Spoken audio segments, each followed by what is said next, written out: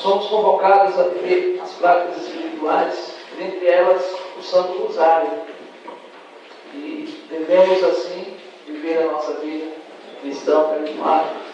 Mas não podemos esquecer que o Senhor, revelando a Santa Faustina, dizia: eis que vos deixo a última tábua de salvação, a minha misericórdia. E certo dia nós estávamos fazendo uma vigília lá no grupo de oração, e em plena 3 da manhã nós começamos a orar o Santo Terço, a misericórdia. E naquele momento deu um apagão em toda a região lá do José Américo.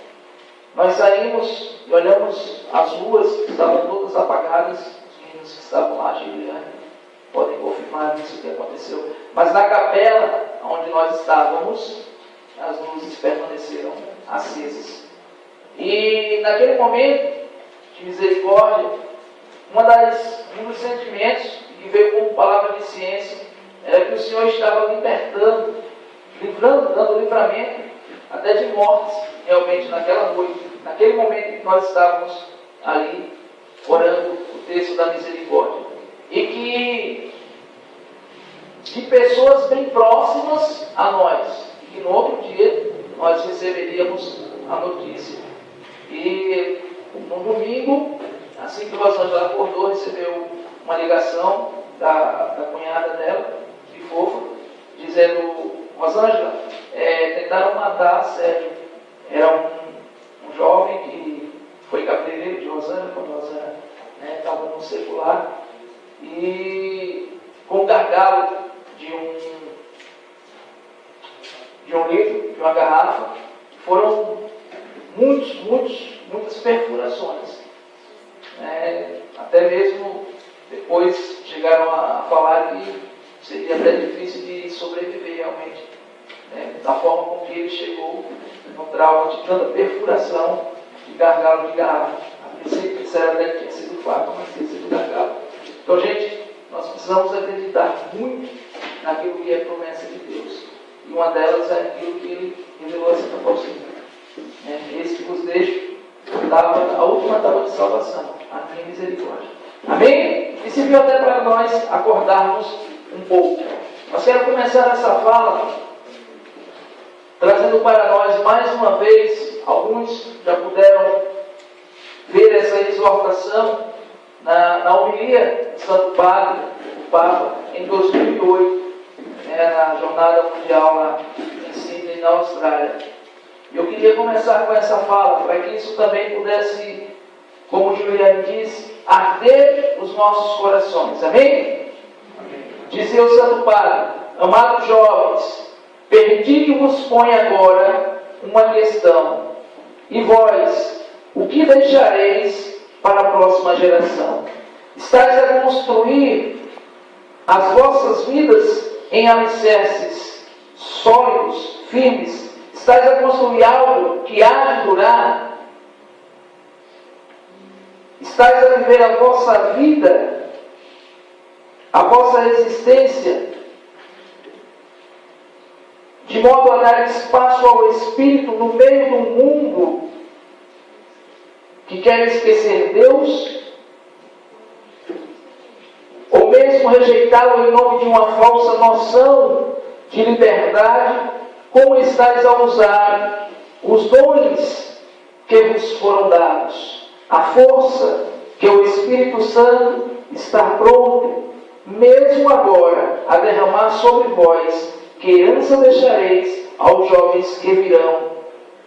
Qual a diferença impressa por vós? E a partir dessas palavras do Santo Padre, isso precisa realmente arder em nossos corações. Juventude, o que é que nós estamos deixando para as próximas gerações? Eu comecei minha caminhada nesse bairro, no bairro do Valentina. E o nosso retiro de carnaval, na época, dava cerca de 300 jovens. Mas assim que terminou o retiro de carnaval, aquele mesmo, o qual eu tive um encontro pessoal com o Senhor e ali resolvi mudar de vida, um pouco tempo após, eu começava na equipe de serviço uma discussão com alguns membros que diziam: mas o jovem só gosta de oba-oba. Mas porque o jovem daqui só gosta de oba-oba, só quer saber de oba-oba.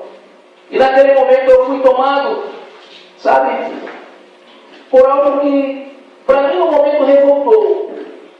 E eu olhei assim para aquelas pessoas e disse para eles: o que é que vocês estão fazendo pelos jovens? O que é que vocês estão fazendo pela juventude? Porque é muito fácil, irmãos, a gente chegar e olhar: mas porque a juventude só quer saber do momento do oba-oba, do momento do louvor. Mas o que é que nós estamos fazendo pela juventude? Às vezes a gente critica até mesmo algumas pastorais, mas o que é que nós estamos fazendo para que aquelas pessoas de pastorais possam viver junto a Cristo? O que é que nós estamos preparando, elaborando, escutando a Deus para fazer? Aquilo, sabe, ficou muito forte naquele dia, aquela discussão. Não era uma discussão de briga, mas uma discussão de realmente assim, trazer para nós mesmos o que era que nós estávamos fazendo. Era um grupo que não tinha tantos jovens, né? A gente contava mesmo os jovens que tinha no Javeresci, na época em que eu cheguei. Tinha sim alguns jovens, mas era de contar a dedo. E aí, cerca de, creio que ano de 2008, mais ou menos, nós fomos a Campina Grande a um encontro de lideranças. E lá estava o Ricardinho. No momento era o coordenador do Ministério Jovem. E aí ele falava com essa mesma fala: o que é que nós estamos fazendo para os nossos jovens? O que é que nós estamos promovendo para que os nossos jovens possam viver o cristianismo? De modo que possa dar testemunho nesse mundo. Se nós muitas vezes apenas taxamos de oba-oba e não preparamos os alicerces desses jovens. Ano de 2010, eu fui a Campina Grande, no ERJ, para saber o que era o Ministério Jovem, ainda algo muito vago no nosso estado. E aí naquele momento, sentia o desejo muito forte de começar a trabalhar no meu grupo de oração, ou Ministério Jovem, e queria conhecer, saber o que era o Ministério Jovem. Ano de 2011, o Felipe me convida para estar à frente do Ministério Jovem. E algo que no ano de 2010, a gente partilhando, eu fazia parte da diocese, da equipe diocesana, onde atuava no momento como coordenador do Ministério de Música e Artes. E aí o Guilherme, ele tinha ido para o ENF. E quando ele retornou do ENF, ele retornou dizendo uma coisa: fui impactado quando vi o Jesus no litoral. E acontece no Paraná. Fui impactado por aquilo. Mas de certa forma, eu também tenho uma coisa a colocar: os jovens da nossa Paraíba são muito mais fervorosos. E no dia em que nós conseguirmos fazer aqui com Jesus no litoral, nós vamos mostrar para o Brasil o quanto a espiritualidade de renovação carismática da Paraíba é fervorosa. Ressalto aqueles que puderam estar em Natal. Acho que Natiara teve em Natal, né, Natiara? No Oeste de Natal. Os que puderam estar em Campina Grande, os que puderam estar comigo lá em Porto Seguro, os outros estados da nossa região Nordeste, eles viam a alegria da juventude paraibana. E aquilo tornou para eles um impacto. E aí, quando eu cheguei no Conselho Nacional do Ministério Jovem, na reunião em Brasília, final do ano passado, e falava da realidade da Paraíba, que a gente ainda estava se descobrindo, o Ministério Jovem aqui ainda estava se descobrindo, mas que a gente já tinha frutos, já tinha começado um trabalho. E aí o Cristiano marcou a data da nossa reunião para a articulação do Ministério Jovem no Nordeste, lá no Piauí. E quando nós chegamos no Piauí, em um momento de oração, amados, o Tiago, ele, do Rio Grande do Norte, ele olhou para mim e disse: Cleodé, do Ceará, ele olhou para mim e disse: Cleodé, quero te dizer uma coisa, meu irmão. Não temas por aquilo que o Senhor quer fazer no estado da Paraíba. Toma posse da grande graça que o Senhor quer realizar no estado da Paraíba.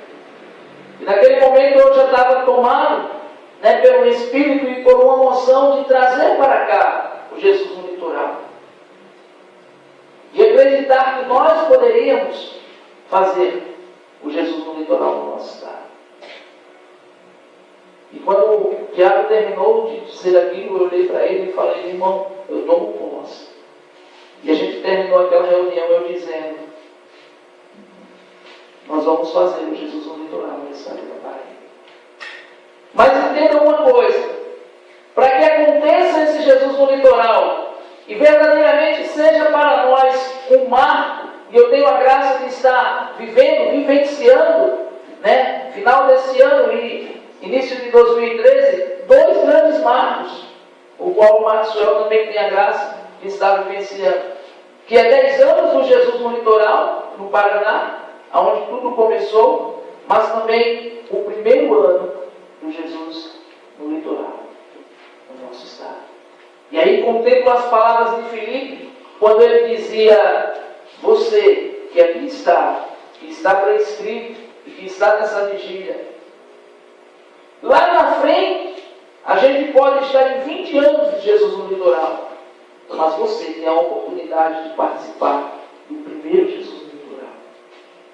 E isso vai ficar marcado na tua vida. Lá na frente, seja a liderança que você for, seja onde você estiver no teu grupo de oração, talvez nem mais tão jovem para estar no Ministério Jovem, mas você vai dizer: eu estive no primeiro Jesus no litoral. Porém, amados, nós precisamos comprar para nós. Nós precisamos acreditar. E quando eu acredito, eu faço com que o outro também acredite. É assim, sim ou não? Por que você chegou ao grupo de oração? Porque você acreditou naquilo que os outros pregaram para você. Você acreditou que Jesus era bom. Não é, Ica? Você acreditou que Jesus era bom. Não é assim? E que viver com Cristo é bom. Assim precisa ser todos os projetos que a renovação carismática está a colocar. Principalmente, gente, nesse protagonismo juvenil. Nós somos protagonistas. O Ministério Jovem do Brasil é protagonista desse tempo. Se nós olharmos o que está acontecendo no nosso estado, o coordenador do diocesano de Campina Grande votado, eleito, o Hernani, ele tem pouco mais de 20 e poucos anos, não é, Marcos? Na diocese de Guarabira, o Graciliano também tem pouco mais de 20 anos. 20 e alguma coisa deve ter. Na nossa arquidiocese, a coordenadora eleita também. Então a gente já percebe daí, sabe, que isso é verdade. Esse protagonismo juvenil já está acontecendo. Porém, precisa acontecer com maior intensidade. E aí cabe a mim, cabe a você, não só no fato do estar com Jesus no litoral e impactar aquelas pessoas, mas a princípio, quantos jovens nós temos na nossa diocese e que não estão aqui nessa vigília? Mas que precisam ser impactados, precisam comprar essa ideia de que o Jesus no litoral há de mudar a vida dele, há de mudar a vida de muitas pessoas, há de mudar a nossa arquidiocese. No Paraná, um dos primeiros Jesus no litoral que eles estavam fazendo, os jovens chegaram para evangelizar e estava lá um homem, um senhor lá na praia, e aqueles jovens começaram a falar do amor de Deus. Aquele homem nada mais nada menos era o bispo daquela diocese. E foi impactado, e era um bispo que, tipo assim, ele não tinha muita afinidade com a renovação carismática, mas através daquela juventude, através da vitalidade com que aqueles jovens pregavam e falavam do amor de Deus, aquele bispo, ele tornou-se totalmente aberto à renovação carismática. O Ceará fez o primeiro Jesus no litoral ano passado, quer dizer, esse ano. E olha, chegou um momento, quando o filho e o David falava daquilo, os meus olhos enchiam de lágrimas, sabe por quê? Porque, sabe, eu fui impactado por um simples fato deles passarem no meio da rua, evangelizando. E quando passaram, estava uma senhora com uma criança. E a criança olhou e disse: mãe, o que é aquilo ali? E a mãe dela disse: aquilo ali são os carismáticos. E aquela criança olhou e disse: eita mãe, quando eu crescer eu quero ser carismático. Isso precisa acontecer na nossa vida, na nossa diocese. Porque, gente, vocês têm a força juvenil, a vitalidade do jovem, de ir buscar, basta apenas eu chegar e realmente tomar posse daquilo para qual eu fui chamado, ser protagonista desse tempo. Tomar posse. Abre aí tua palavra, 1 de Timóteo.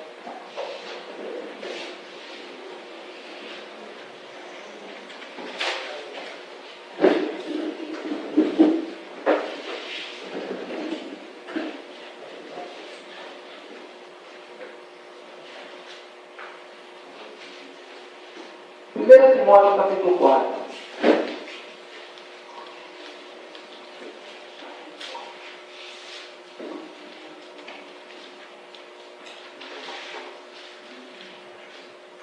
Versículo 12.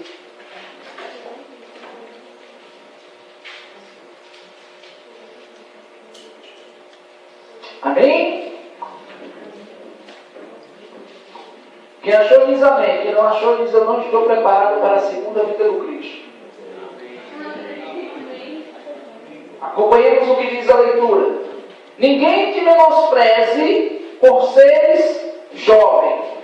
De tua parte, procura ser para os que creem um exemplo, pela palavra, pelo modo de proceder, pelo amor, pela fé, pela castidade. Vamos repetir? Ninguém te menospreze por seres jovens. De tua parte, procura ser para os que creem um exemplo, pela palavra, pelo modo de proceder, pelo amor, pela fé, pela castidade. Palavras do Senhor. Graças a Deus. Primeiro, o Senhor diz para cada um de vocês essa noite: não deixe que ninguém te menospreze. Que ninguém olhe para você e diga: ah, mas o jovem só gosta de oba-oba. Ah, mas o jovem, o negócio dele é estar lá no louvor, é estar lá balançando os braços, as meninas só vão para se mostrar. Não permita, mas não é não permitir, afrontando aqueles que possam, porventura, pensar dessa maneira. Porque, infelizmente, gente, muitos grupos de oração, é fato, ainda resistem a implantar o ministério jovem no seu grupo. Muitos coordenadores não acreditam na juventude. Mas, porém, o Senhor está dizendo que ninguém te menospreze. Mas aí também vem seguido a uma exortação, dizendo: de tua parte, procura ser para os que creem um exemplo, pela palavra, pelo modo de proceder. Gente, modo de proceder condiz com toda a minha conduta. De que maneira eu me coloco, de que maneira eu chego no grupo de oração, de que maneira eu me visto, de que maneira eu penso, aquilo que eu falo. Porque aquele que está vivendo a Deus, ele só tem Deus para falar para as pessoas. E aí precisa uma busca, e essa busca precisa ser incansável, incessante na tua vida. É na palavra, é no catecismo, seja o Wilquete, o catecismo jovem, é nos livros, é procurar se informar, é se encher de Deus para só ter Deus para falar para as pessoas. Amado, aquele que só vive Deus não dá tempo de você parar e começar a conversar de uma novela, começar a conversar de um filme, não. É aquilo que o Juliano disse, aquele que só vive Deus, que está no livro ali debruçado, aprendendo sobre um tema específico naquele livro, ele passa a viver aquilo ali. E colocar a vida dele, a pregação dele, a vida dele, o momento em que ele chega no grupo de oração, as pessoas que ele partilha, ele vai partilhar aquilo ali, porque é aquilo que ele está vivendo. Isso precisa ser, como o Juliano disse, arder nos nossos corações. Preciso ser um exemplo. Toca assim em você e diz assim: preciso ser um exemplo. Nós precisamos, para que ninguém nos menospreze. 1 de Samuel, se vocês quiserem abrir, capítulo 17, versículo 42. Vai dizer assim: quando pôde ver bem Davi, desprezou-o, porque era muito jovem, ruivo e de bela aparência.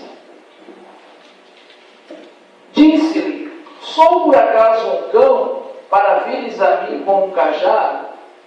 E amaldiçoou Davi em nome de seus deuses. E acrescentou: vem, eu vou dar tuas carnes às aves do céu e às feras da terra. Mas Davi respondeu: tu vens a mim com a espada, lança e dardo. Eu, porém, vou a ti em nome do Senhor dos Exércitos, o Deus das fileiras de Israel, que tu insultaste. Hoje mesmo o Senhor te entregará em minhas mãos. Eu te abaterei e cortarei a cabeça, e darei teu cadáver aos exércitos dos filisteus, às aves do céu e às feras da terra, para que toda a terra saiba que há um Deus em Israel. Palavras do Senhor. Esse texto é retirado justamente daquela história que a gente conhece bem, da batalha de Davi e o gigante filisteu. E o que acontece? Aquele gigante, quando olha Davi, menininhozinho, sabe, jovem, franzino, ruivo, de bela aparência, a primeira coisa que a palavra diz é que ele fez o quê? Ele o desprezou. Olha, uma loirinha desse tamanho, bonitinha, pequenininha, não vai fazer nada. Mas o que é que Davi se pega e diz? Eu abaterei, sabe por quê? Eu vou te abater, mesmo desse tamanho todo, porque eu vou a ti junto ao Deus de Israel, ao Deus dos exércitos. A nossa força, amados, a nossa fortaleza precisa estar sobretudo em Deus. Mesmo que esse gigante se levante, e quantos gigantes têm se levantado nas nossas vidas? Quantos?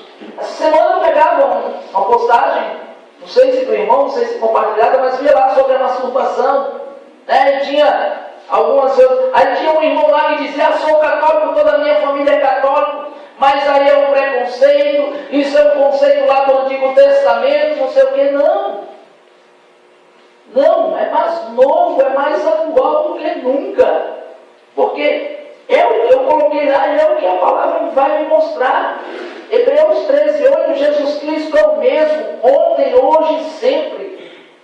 Nós não podemos, um dos grandes erros de muitas vezes os outros olharem a nossa juventude e muitas vezes desprezar, achar que só gosta de oba-oba, que não quer levar a sério, é porque infelizmente há muito a nossa juventude também erra, querendo viver o relativismo, achando que dá para estar dentro do grupo de oração servindo a Deus, porque eu sou ministeriado, sou pregador e prego bem, mas querendo colocar aquilo que o mundo está me apresentando. e pegar o mundo e colocar dentro da Bíblia. Amados, não dá.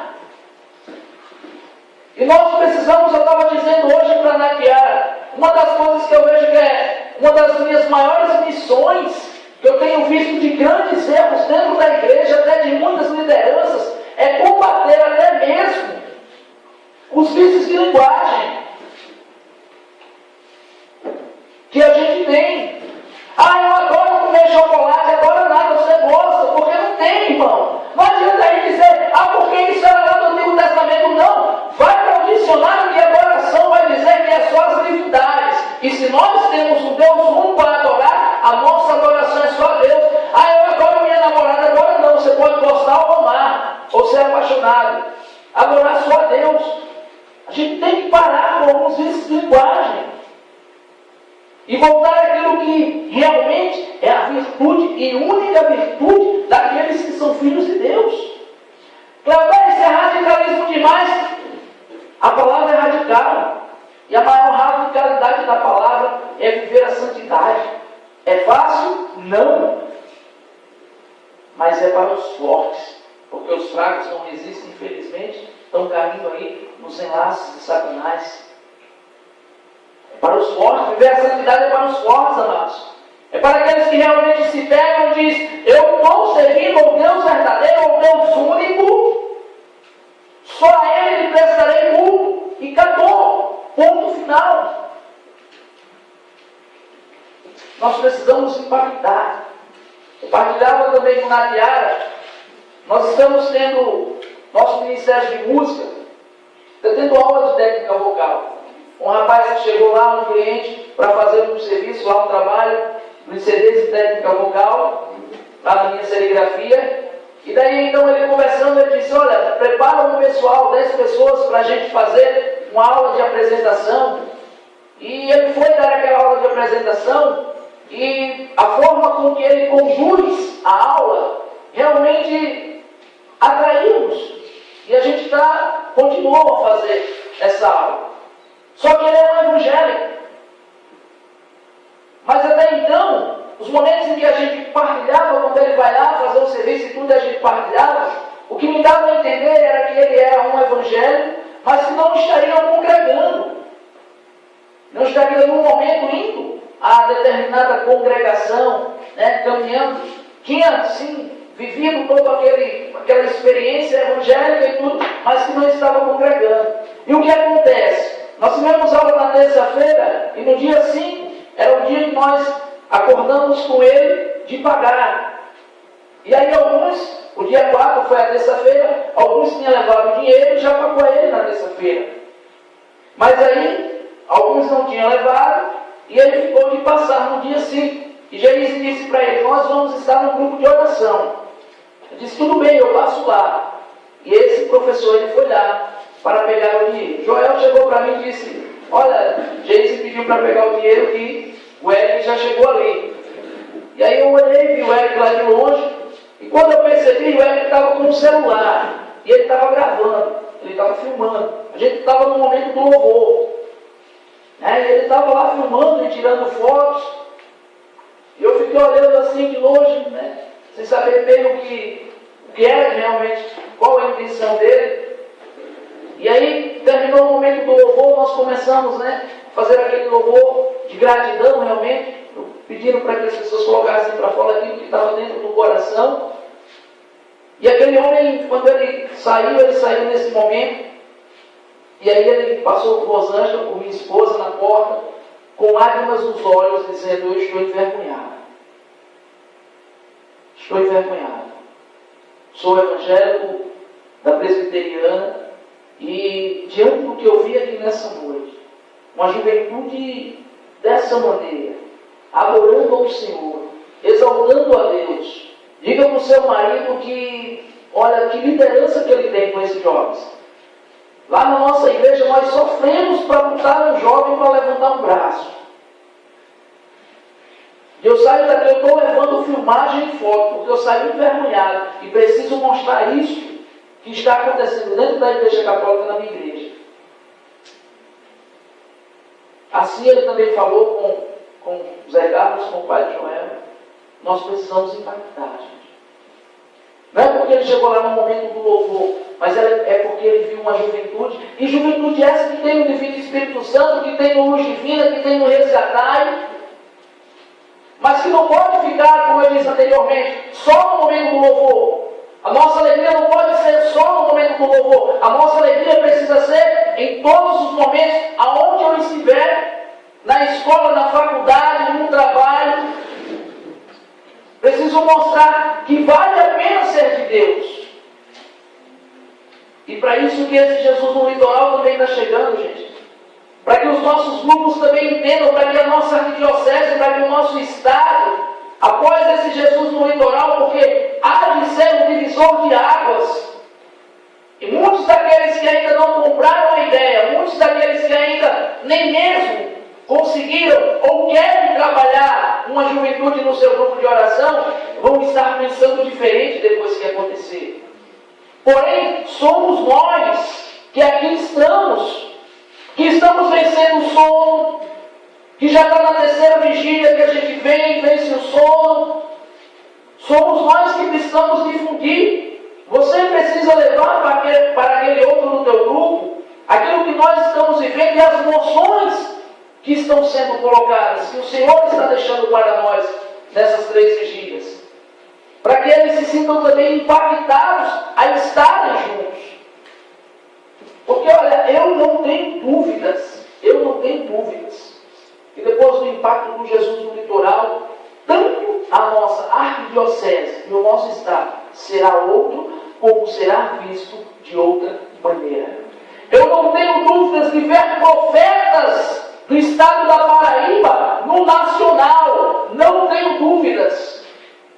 Porque, gente, eu posso dizer porque vivi em pé. O Marcos está indo comigo para o Paraná, tanto para participar do Jesus no litoral, como também para a reunião do nacional agora em dezembro. E o Marcos vai provar aquilo que eu provei, ver aquilo que eu pude ver com os meus olhos. Gente, e não é demagogia. A nossa juventude do estado da Paraíba, a nossa juventude aqui da arquidiocese da Paraíba, aqui em João Pessoa, é muito mais fervorosa, muito mais. Eles são muito bons de maneira organizacional. Olha aqui, deixa eu te dizer uma coisa. O Marcos ligou para mim impressionado, aperreado, porque enquanto aqui nós estamos fazendo a inscrição de R$30, quanto era lá, Marcos? 390. A inscrição do missionário. Ainda bem que depois de Marcos apelar tanto e chorar tanto, porque vai estar indo eu, Marcos, a Natiara e a Aninha, depois dele chorar tanto, eles disseram, não, vocês não vão pagar a inscrição, vocês fazem o que vocês conseguirem arrecadar, vocês trazem para a gente. A gente, sabe? Por quê? Porque aqueles jovens, eles já estão impactados com aquilo que acontece no Jesus no litoral. Então talvez 390 para a gente possa pensar, mas é dinheiro demais. Mas para aquele que realmente sabe da grandiosidade que é esse projeto, ele não mede esforços para estar. Vai ficar feito o Maxwell doido, aonde vai ter missão em Maceió, depois que ele veio de Maceió, aí Belém do Pará, ele disse até para o patrão, me dê as contas que eu vou embora. Ele já comprou, ligou para mim, rapaz, está tendo umas promoções lá no Paraná, não sei o que, eu vou comprar, não sei nem como é que eu vou pagar. Estão aí, vendendo rifa, fazendo um monte de coisa. Mas vai. E é isso que vai acontecer na tua vida também, meu irmão. Agora deixa eu te dizer uma coisa. Eu preciso ser, mais que tudo, na evangelização, até porque um irmão meu disse, evangelizar custa caro. E eu preciso, mais que tudo, ser um promotor de vendas. Preciso ser um promotor de vendas. Porque eu preciso provar daquilo que é bom e passar adiante. Mas as pessoas precisam comprar a minha ideia. E ver que é bom para poder provar. Não adianta você ir à rua Ele deu um suco de limão dizendo, olha, esse é o suco mais doce que você já provou. Não adianta. Você tem que saber que aquilo ali realmente é doce e fazer com que as pessoas provem e comprem aquilo que você está vivendo. Nós estamos há 43 dias do início do Jesus no Litoral. Nós temos 43 dias, ou até menos, cerca de 30 dias, para nós sermos esses multiplicadores, promotores de venda. Quanto tempo a gente perde? Semana eu fui compartilhar no Facebook algo falando sobre a diferença do santo e dos ídolos, no qual a palavra diz para nós não fabricarmos ídolos, e não santos, não ícones. E aí começou uma discussão de um pastor que foi criado comigo, que hoje é pastor, e uma pessoa lá da minha igreja. Quanto tempo a gente perde muitas vezes no Facebook para postar coisas evasivas e estar discutindo coisas evasivas, quando na verdade eu posso aproveitar, eu e você, nós temos cerca de 30 dias, não vamos nem contar os últimos 14, 13 dias, mas temos 30 dias, daqui até o dia 8 de janeiro, para falarmos do Jesus no Litoral, impactarmos as pessoas do Jesus no Litoral.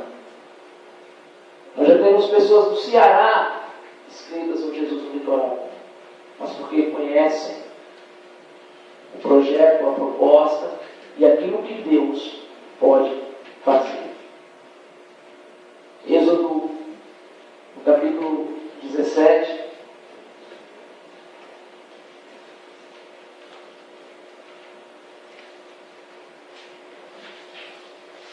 vai mostrar uma batalha do povo de Deus e aquilo que originou o nome do meu primeiro grupo de oração aqui no Valentina, o Javé Psíquico.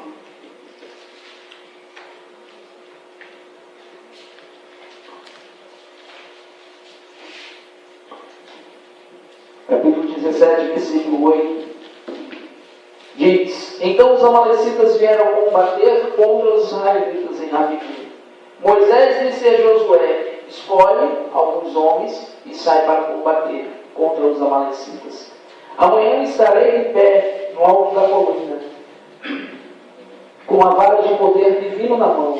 Josué fez o que Moisés lhe tinha mandado e atacou os amalecitas, enquanto Moisés, Arão e Hur subiram ao topo da colina. Enquanto mantinham a mão levantada, Israel vencia, mas quando abaixava a mão, vencia Amaleque. Como as mãos de Moisés se tornassem pesadas, alguns pegaram uma pedra e colocaram debaixo dele, para que se sentasse. Arão e Hur, um de cada lado, sustentavam-lhes as mãos. Assim as mãos ficaram firmes até o pôr do sol. E Josué derrotou Amaleque e sua gente a fio de espada. Perceba que a renovação carismática hoje, ela observa a juventude como esse Josué, que é convocado para ir à frente da batalha. Esse Josué é você. Você precisa estar de prontidão, de sentinela, como o nosso saudoso e hoje beato João Paulo II, assim denominou a juventude cristã católica, sentinela da manhã. Por isso eu te convido já a ficar de pé nesse momento, descer o seu sono. E assim como Josué foi aquele que foi convocado para estar à frente do povo, estar à frente do exército. Ou seja, em ordem de batalha, assim nós precisamos estar.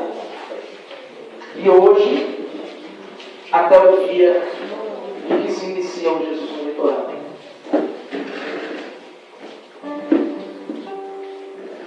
dizendo: eis-me aqui, Senhor, e coloco a tua disposição para combater. Amados, não tenham dúvidas de que vocês, todo aquele inscrito no Jesus no Litoral, e os que ainda não estão inscritos, mas que tenho certeza que depois dessa noite há de fazer a sua inscrição, vocês vão combater um exército. Vocês vão combater alguns gigantes. Quando o pessoal do Ministério Jovem lá, do nosso grupo, da nossa comunidade, foi fazer a ação missionária, bater de porta em porta, teve uma situação que a jovem começou a falar, e quando ela começou a falar, uma irmã evangélica começou a afrontar, começou a dizer coisas, começou a dizer que nós adorávamos imagem, que por que não tirava aquela cruz, aquele Deus morto do peito. E naquele momento ela se permaneceu firme e disse para aquela mulher: eu não vim aqui discutir doutrina, eu vim apenas falar do amor de Deus. Por mais que, quando ela saiu, ela se pôs a chorar. Nós temos que estar preparados para todos aqueles que nós vamos encontrar, porque vamos encontrar pessoas que vão acolher, mas vamos encontrar também pessoas que vão nos afrontar.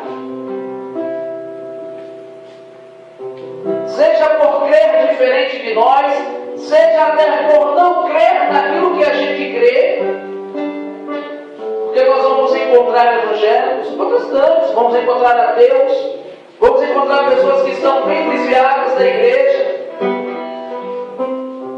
e que não acreditam em nada da igreja. E vocês precisam estar preparados.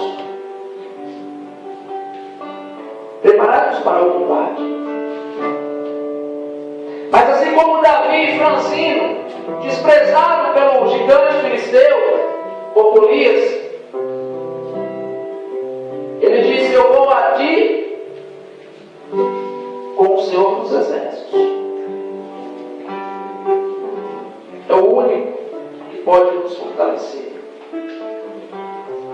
1 de Macabeus também vai dizer que não importa o tamanho do exército, o que vale é a força individual.